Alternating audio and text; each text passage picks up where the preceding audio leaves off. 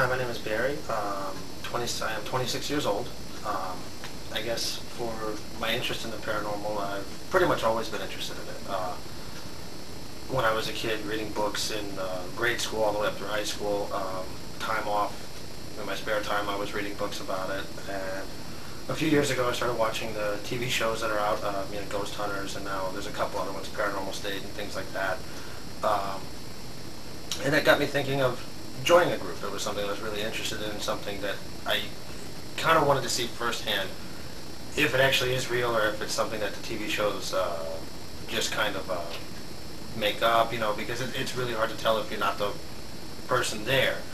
And there's always that speculation that, no, ghosts don't exist, that it's all fake, they're just out to make a buck, and some of it may be true and some of it isn't, I don't know.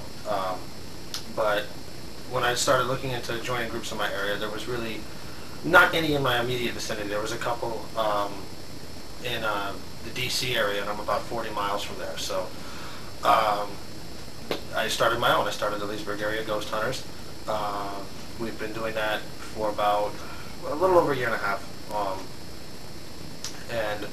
Kind of just basic stuff. Have a couple of EMF detectors, audio recorders, night vision camera. That's about it. But the way that I go in is to try and figure out maybe the claims that they're having. Maybe they're something more real world. I've done some work in construction, remodeling, and things like that. So I have a little bit of knowledge of how the house settles. If something's faulty and whatnot.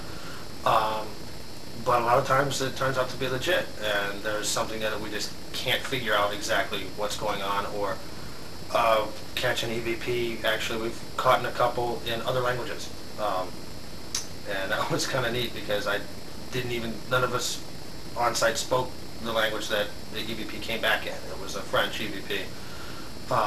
We figured out from the homeowner's daughter. She was taking French class, although she was not there the night that this was recorded. So, it's definitely unique, I'd say. Basically, as far as work experience and things like that in general, I'm definitely a hands-on type of person. I definitely want to get involved. Usually, I'm not, a lot of times the go-to guy for help if somebody needs assistance with whatever it is that they need, whether it's taking something out to somebody's car, or if somebody needs to move.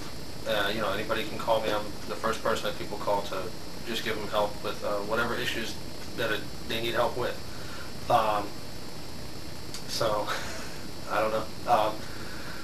Basically, as far as psychics or sensitives, my thought on that is, again, I'm kind of a hands-on person, so I want to try and validate those claims. I definitely believe that there is some credibility to sensitives, but it's not anything, it's not a photograph or a video or an audio clip that you can take and show somebody and say, here, this is what I'm talking about. It's something that can be transferred only through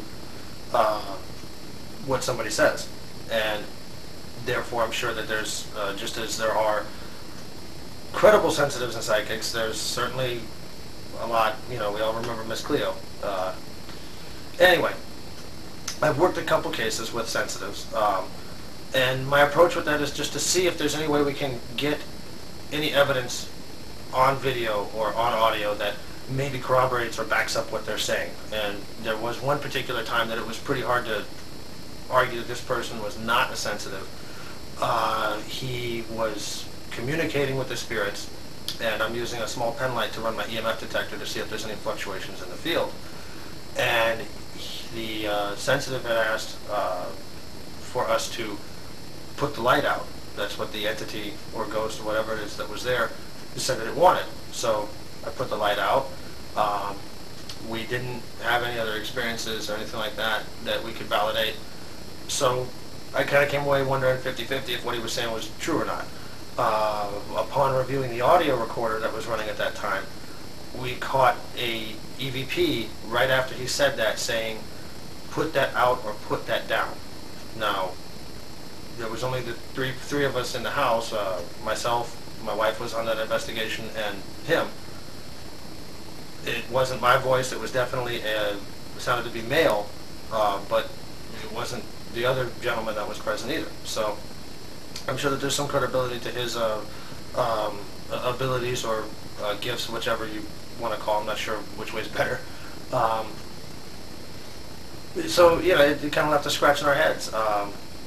It's definitely intriguing and definitely interesting. I'll give it that. And I'm trying to think of anything else to cover. I mean, I don't interview well. I'll leave it at that. I don't interview well. Anyway, I guess I will go cut off the recorder and see you all later.